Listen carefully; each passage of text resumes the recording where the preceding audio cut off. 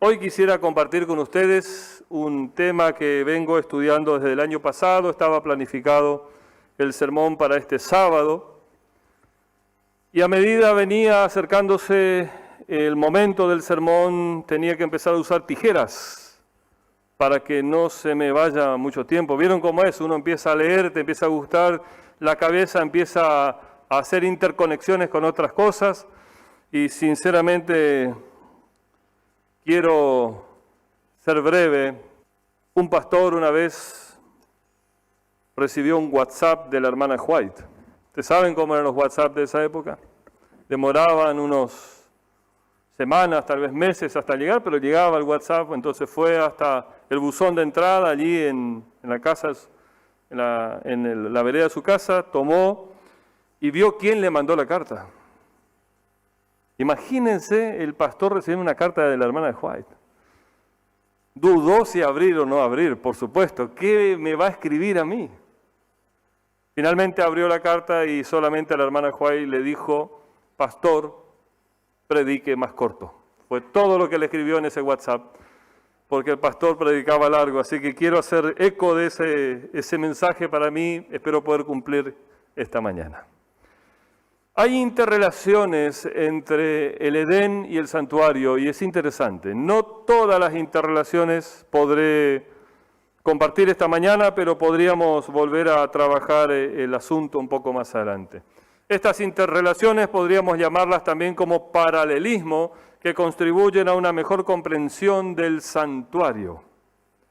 Santuario es una doctrina que básicamente somos únicos como pueblo adventista en sostenerla, en creerla y en darle la vigencia que está en el texto bíblico. Vamos a abrir Génesis capítulo 2, verso 4. Los capítulos y los versículos de la Biblia no fueron divididos de acuerdo a la intención del autor. Entonces los teólogos encontraron una palabra que le dicen perícopa para definir a una unidad literaria que mantiene un solo hilo desde un inicio hasta un fin y no necesariamente responde a los capítulos que están en la Biblia. De Génesis capítulo 2, verso 4 hasta el Génesis capítulo 3, verso 24 es la reflexión de esta mañana. No lo vamos a leer todo, por supuesto, pero esta es una unidad que la llamamos perícopa. Aquí habla de un asunto y ustedes pueden ver a simple golpe de vista que no responde, no respeta lo que está dividido por capítulos o versículos. ¿Qué contiene aquí? Bueno, términos, yo no sé si esto funciona al revés. Perfecto, funciona bien. Tiene términos y conceptos que asocian al Nuevo Testamento con el Antiguo Testamento con el santuario. Esto lleva a que algunos sugieran que el Edén es un arqueotipo del santuario, y allí ustedes pueden ver esta imagen. ¿Qué es un arqueotipo? Bueno, un arqueotipo es un modelo, es un prototipo, es un ejemplo de perfección. Para ponerle otro modelo y poder traer un poquito más de luz. Cuando lo tenemos a Edén allí y tenemos al santuario, podríamos colocar Jesús en Edén y en santuario Moisés. ¿Vieron? Hay una relación, una correspondencia. Ahora, Edén es un arqueotipo del santuario. Esto quiere decir que el santuario no necesariamente, o el jardín del Edén no necesariamente es un santuario, pero hay una relación entre ellos. En esta perícopa también nosotros podemos ver que el jardín no era un santuario en el sentido de que era el tabernáculo de los israelitas, sino que en ella, en este texto, desde el capítulo 2 del verso 4 de Génesis hasta el capítulo 3, verso 24, nosotros vamos a encontrar, como puse en la filmina, los primordios de la teología del santuario. O sea, los primeros indicios del santuario ya los encontramos en el Génesis.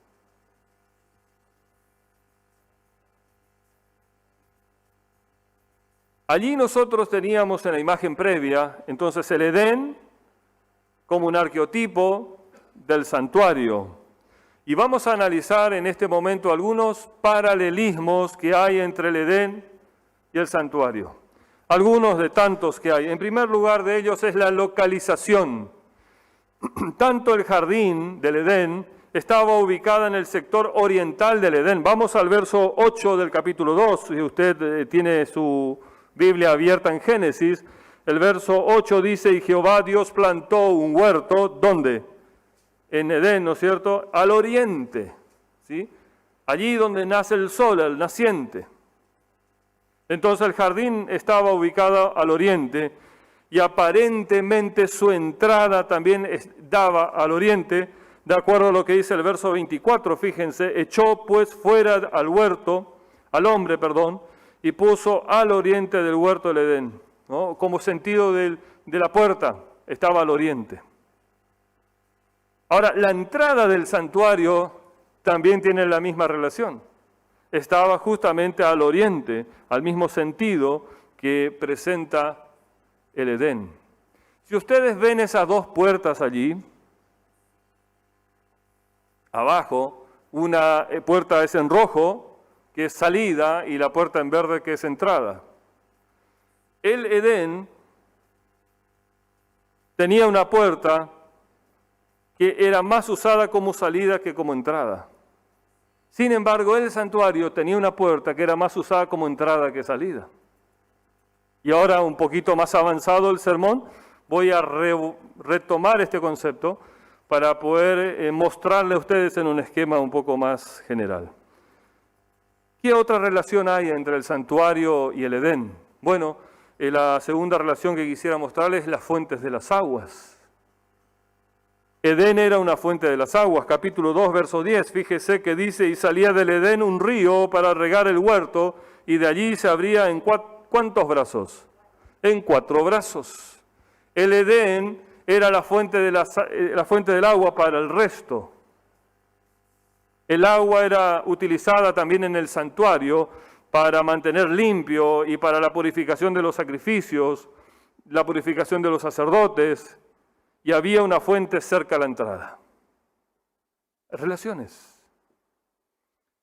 A veces, según Salmos 46, verso 4 y Salmos 36, 8 al 10, nosotros vemos que hay una relación entre, por ejemplo, corrientes de agua con el templo de Israel. El templo de Israel como las corrientes de las aguas, porque de ella viene agua viva, viene Dios.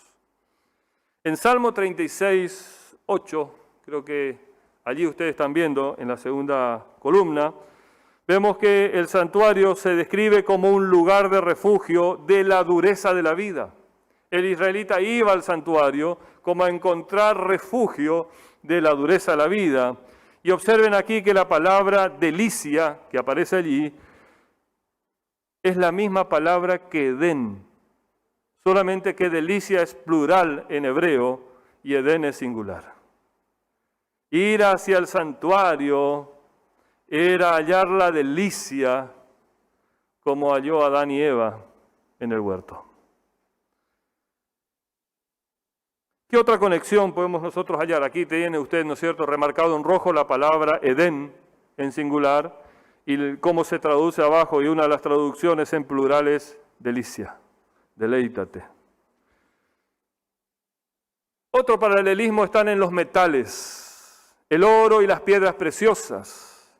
La narrativa del Edén menciona, fíjense el capítulo 2, verso 12, que había, por ejemplo, y el oro de aquella tierra es como, es bueno, dice, y hay allí también bedelio y ónice.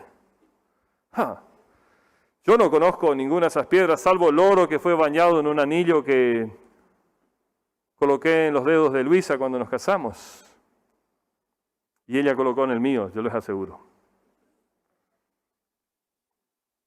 Pero las otras piedras que yo conozco son las piedras del frente de mi casa, del empedrado, pero ónice. Y estas piedras preciosas deben tener un valor incalculable. Ahora, los muebles del tabernáculo estaban cubiertos también ¿con qué? Con oro. Y las vestiduras del sacerdote, el sumo sacerdote, tenía piedras preciosas. Hay una correlación inclusive en esos detalles. Fíjense el término ónice, allí tienen la piedra preciosa. Lo más cerca que yo estuve de esa piedra fueron de esas mismas fotos que ustedes están viendo, nada más. Pero cuando uno las mira son hermosas, son preciosas como la describe su nombre. Este término es utilizado en Génesis, también en el contexto del santuario. Es interesante esta asociación que hay entre los términos. Siguiente asociación, querubines. En el santuario y en el Edén.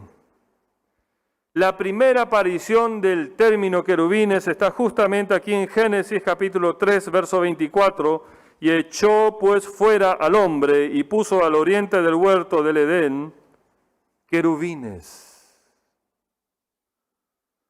Para la decoración, y ahora estoy recordando que me olvidé colocarle el video de cómo es justamente la cortina del santuario con los querubines. Para la decoración, las cortinas interiores del tabernáculo se utilizaban con figuras de querubines, según Éxodo 26, verso 1 y verso 31. Y dos de estas figuras, ¿dónde estaban? Fíjense, sobre el arca. ¿Revestidas de qué? De oro. Estaban allí como en el Edén, como siervos de Dios. Los querubines que estaban en la entrada de Jerusalén eran un recordatorio de que todavía era posible acceder al Señor.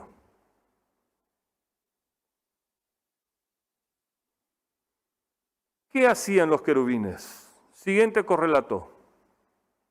La función de los querubines era guardar, llamar en hebreo, el camino al árbol de la vida. Fíjense el verso 24 que recién leíamos. Echó pues fuera al hombre y le puso al oriente del huerto del Edén querubines y una espada encendida que se removía por todos lados. ¿Para qué? Para guardar el camino al árbol de la vida, porque lo que Dios no quería era que se perpetúe el hombre de pecado. ¿Qué en cuanto a los levitas? Fíjense qué interesante lo que dice Números capítulo 1, verso 53. Los levitas fueron ubicados alrededor del santuario para guardar, para llamar también, como dice el hebreo, el tabernáculo del Señor. El texto dice, pero los levitas acamparán alrededor del tabernáculo del testimonio para que no haya ira sobre la congregación de los hijos de Israel, y los levitas tendrán la guarda del tabernáculo del testimonio. La misma función que los querubines ahora lo tenían los levitas. Los querubines protegían el acceso al árbol de la vida en el Edén. Los querubines y los levitas ahora protegían la carpa más importante entre todas esas carpas que había en el campamento judío, que era el tabernáculo. Otro correlato interesante, el trabajo de Adán y Eva. Hermoso trabajo. Fíjense ese ofrecimiento laboral. Trabaje sin cansarse. Disfrute mientras trabaja. Va a disfrutar tanto que no va a saber si es un trabajo o son vacaciones. No va a tener problemas, no va a tener facturas que pagar. No va a tener problema de diálisis, de presión, de azúcar en la sangre, porque no va a haber enfermedad. Imagínense el contexto laboral que tenía Adán y Eva. Los seres humanos tenían que labrar y guardar el jardín del Edén. Capítulo 2, verso 15. Tomó pues Jehová, Dios al hombre, y lo puso en el huerto del Edén para que labrasen y guardasen. Estos verbos también son utilizados en Números 3:7, 8, 8:26 y algunos más, que describen los deberes de los levitas. Los levitas también tenían que labrar, trabajar, ministrar y guardar el santuario. Adán realiza en el jardín una tarea que más adelante se fue asignado a los levitas. Si ustedes ven en esas imágenes allí los levitas recibiendo el animal, sacrificar el animal. Dentro del santuario, lo que tenían que hacer en el ritual, los levitas tenían la santa tarea de guardar, de cuidar y de trabajar en el santuario. del mismo modo que los querubines.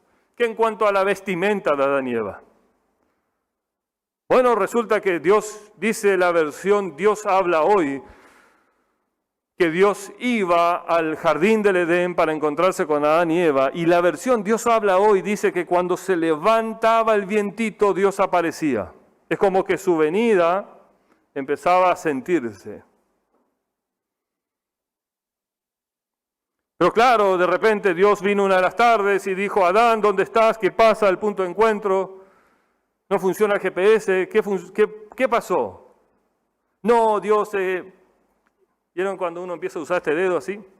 Los niños especialmente, ¿no? Ya sabes que está en una situación incómoda.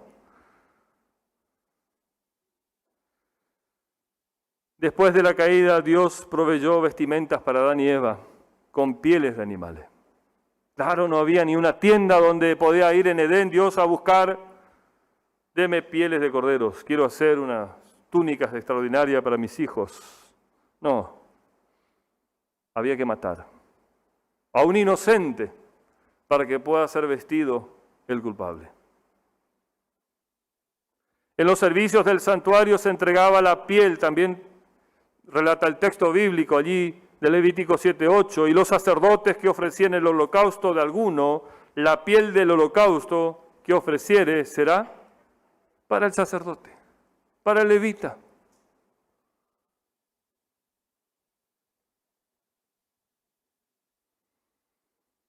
En el contexto del tabernáculo se encuentran otros dos términos utilizados también en el jardín del Edén. El verbo habitar es utilizado en Génesis 3:24 y Éxodo 25:8. Vamos a dejar marcado Génesis y vamos a 25:8 de Éxodo, y dice así el Señor, y harán un santuario para mí y habitaré en medio de ellos. El verbo habitar es utilizado tanto en el Edén como en Génesis, como en el caso del santuario o el tabernáculo israelita. El verso 8 del capítulo 3 de Génesis. Y oyendo la voz de Jehová Dios que se paseaba en el huerto. ¿Qué hacía Dios? Se paseaba en el huerto. Él iba al huerto a pasear, él iba de paseo, él iba de visita. En otras palabras se podría traducir andar de un lado hacia otro. Él andaba, caminaba, como usted en el shopping. Va, mira, no compra, ¿no es cierto? Va, mira. Andar. Ahora es el mismo verbo que describe la presencia divina de Dios en el santuario. El Señor anda en el Edén, dice esta declaración, como posteriormente andaría también en el tabernáculo. Hay algunas conexiones teológicas aquí, unas sinapsis que se producen cuando uno empieza a leer todas estas interrelaciones. En primer lugar, tanto el jardín como el santuario era, desde una perspectiva teológica, el Edén era el lugar que Dios y los seres humanos se encontraban en una relación de armonía. El jardín no era la morada de Dios. Vamos a abrir Génesis 2:8. ¿Por qué no era la morada de Dios? Bueno, Génesis 2:8 nos dice, y Jehová Dios plantó un huerto en el Edén y ordenó y puso allí al hombre que había. Dios creó el Edén y colocó al hombre que había formado. Verso 15. Tomó pues Jehová Dios al hombre y lo puso en el huerto del Edén para que lo labrase, lo guardase. ¿Para quién Dios hizo el Edén? Para el hombre. Era la casa del hombre, no su casa, era para el hombre. El jardín no era la morada de Dios. Dios sigue morando donde moró siempre. Sino que el jardín era la morada, la habitación, el lugar donde viviría el hombre. Aquí encontramos ideas también simultáneas en el escenario del tabernáculo de Israel. En el santuario era un lugar donde se reunía también con Dios y los seres humanos. Sin embargo, el santuario fue hecho ¿por quién? ¿Por Dios? No, fue hecho por el hombre. ¿Vieron el pequeño giro. La copia. Vayamos a pensar en esto. La primera imagen que usted ve allí, el jardín del Edén, fue creado por Dios. Segundo aspecto, los seres humanos habitaban en él, era la casa de los humanos. Tercer aspecto, el Señor los visitaba y había una perfecta armonía y relación. Segunda imagen, el tabernáculo de Dios, el santuario terrenal. Fue construido por los seres humanos. Pero el texto de 25:8 de Éxodo dice, ¿para qué? Para que Dios habite allí. Ahora, para que sea casa de Dios, no casa del hombre. Los levitas no vivían dentro del tabernáculo. Ningún judío vivía dentro del tabernáculo. Es más, había prohibiciones de acceder al lugar santísimo, salvo excepciones y fechas. Las personas iban al santuario para encontrarse con Él y el objetivo de la visita era restaurar la relación con Dios o preservar la relación con Dios. ¿Recuerdan cuando Jesús se le perdió a sus padres? ¿No fue en una ocasión como esta que iban al santuario, iban al templo?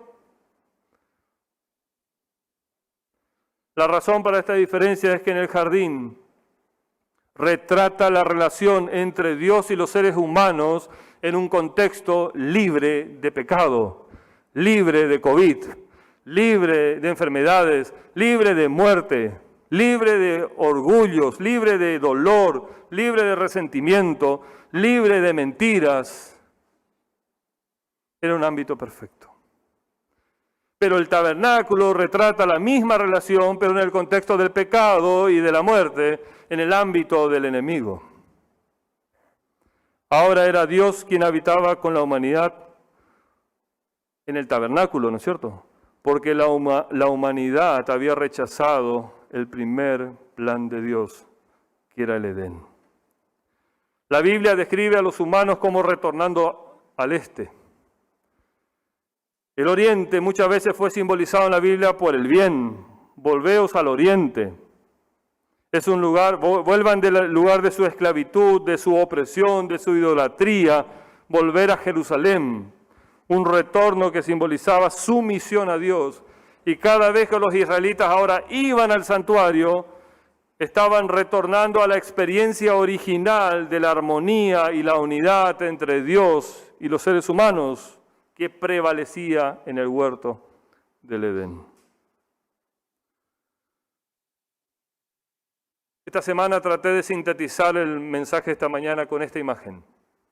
Probablemente pueda ser perfeccionada con aportes de ustedes luego. Pero está el escenario completo allí. ¿De qué se trata el Edén? Y yo vengo a traerles una tercer comparativa. Primer punto está el Edén, segundo punto está el pecado, luego el santuario, luego la cruz, el juicio investigador, el juicio ejecutivo, para vuelta a entrar en el Edén. Fíjense que el Edén tiene una puerta, y fue la puerta de la salida del Edén para entrar a un mundo de pecado. Y a partir de este mundo se abre un gran paréntesis. ¿Qué había en el Edén? Bueno, ahí puse un arbolito, ¿sí? El árbol de la vida, que ya no está, pero lo vamos a volver a tener, fíjense, al final del Edén. Vamos a diferenciar entre los dos Edén. Son totalmente distintos, aunque tienen mucho parecido. En Adán y Eva no tenían coronas. Nosotros en el nuevo Edén vamos a tener coronas. Y en las coronas, estrellas. Y cuando decía esto en el sermón anterior, en la iglesia que recién vengo, un hermano dijo, ¿y un nombre nuevo también? No es que no le gusta su nombre, pero esto de tener un nombre nuevo es algo muy importante. Bueno, viene el pecado allí, la caída, ¿no es cierto?, la muerte. Dios ahora hace un plan B al Edén, que es el santuario, el sacrificio de un cordero, que es un animal inocente que muere por mis pecados. Y no solamente que su sangre no puede hacer nada conmigo, porque sangre de corderos y bueyes, decía en Hebreos Pablo, no soluciona nuestro problema, es la sangre del Cordero de Dios solamente. Son símbolos, son representaciones. Ahora viene la cruz, viene el Mesías, es el Cordero de Dios que lo identificó San Juan y muere por nosotros allí. Y allí a partir de 1844 inicia un juicio investigador en el santuario celestial. Luego en la segunda venida y la tercera venida va a estar el juicio ejecutivo para que luego nosotros podamos entrar ¿dónde? Al Edén, por una puerta nueva. Cristo es la puerta. ¿No dijo Él, yo soy el camino? ¿Ven ese camino recorrido de Edén a Edén? Él quiere guiarnos.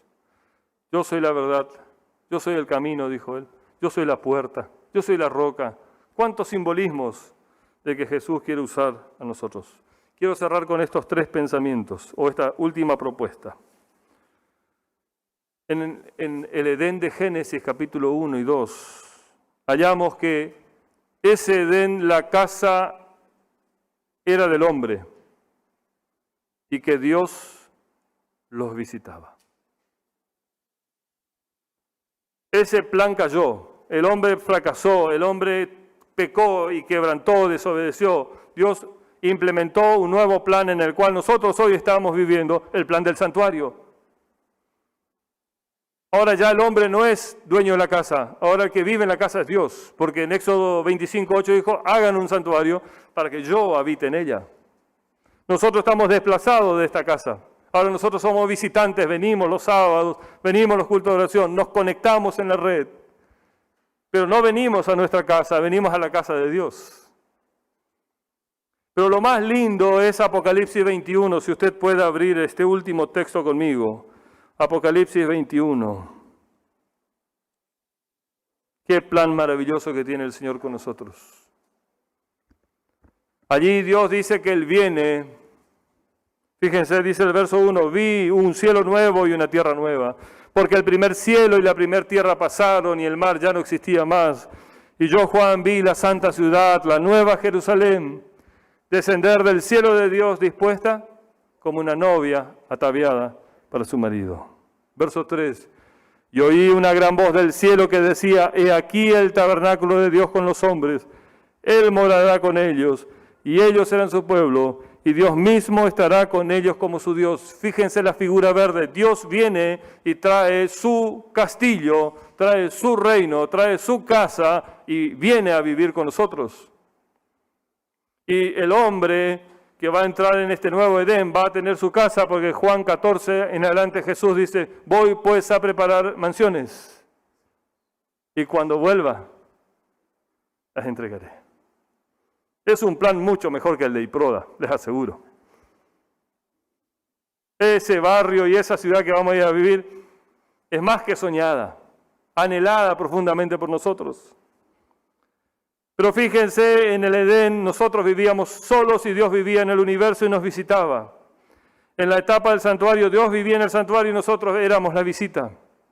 Pero ahora en esta nueva configuración o en esta nueva realidad o esta nueva normalidad, un término muy usado, en esta nueva etapa de nuestra existencia, Dios va a ser mi vecino.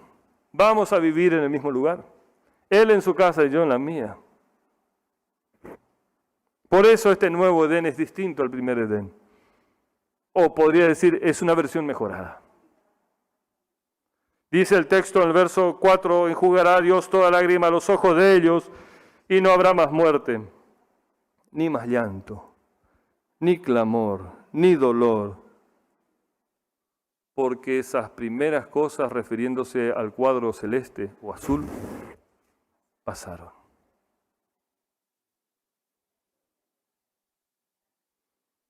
Verso 7. El que venciere heredará todas las cosas, y yo seré su Dios, y él será mi hijo. Qué promesa extraordinaria que Dios tiene para nosotros. En el relato del Edén provee algunos de los elementos más importantes para el desarrollo de la teología del santuario y sus servicios en el sistema de adoración israelita. Los vínculos lingüísticos, así como las imágenes similares, apuntan a una estrecha correlación, conexión entre ambas. Este vínculo, cuando lo ponemos en un ambiente teológico reflexivo, es aún mucho más profundo. El jardín y el santuario son un centro de vida porque el Señor está presente en ambos. Son lugares en los que Dios y los seres humanos pueden unirse y establecer comunión. En ambos lugares, saben, Dios juzga el pecado de su pueblo y promete salvarlos, promete redención. De hecho, el Señor prefigura la naturaleza de esta salvación, concediéndola simbólicamente a través de la muerte de una víctima sacrificial. El santuario israelita apunta hacia la armonía original que existía allí en el Edén, con Adán, con Dios, la humanidad y Dios.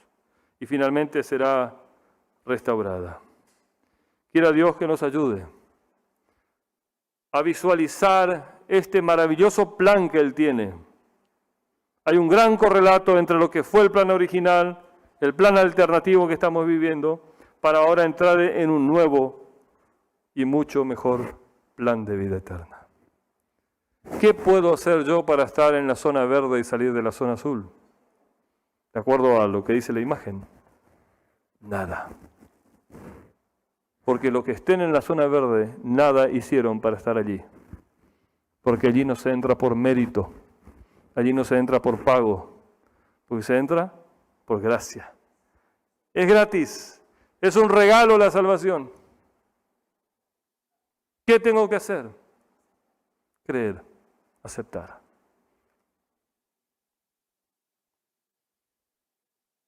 ¿Te motiva estar en ese lugar? Puede ser que hay algo que todavía está impidiendo para que puedas tener la perspectiva correcta y poder vivir la eternidad con Dios. ¿Qué de todas esas cosas o algunas cosas que hoy te están impidiendo podrías junto con Dios tomar el control y cambiar esa realidad? Recuerden, no hay nada que yo pueda hacer para entrar allí. Pero si hay algo que impide que yo acepte ese sacrificio de Jesús, Dios puede ayudarnos, porque Él produce en nosotros el querer como el hacer por su buena voluntad.